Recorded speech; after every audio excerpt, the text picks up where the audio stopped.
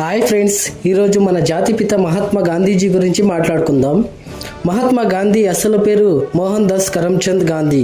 అహింస, సత్యం అనే ఆయుధాలతో బ్రిటిష్ పాలనకు వ్యతిరేకంగా పోరాడి భారత స్వతంత్ర ఉద్యమానికి నాయకత్వం వహించారు. అందుకే ఆయనను జాతిపితగా గౌరవిస్తారు. గాంధీజీ గారి జీవితం మనకు శాంతి, సత్యం, సేవ అనే విలువలను నేర్పిస్తుంది.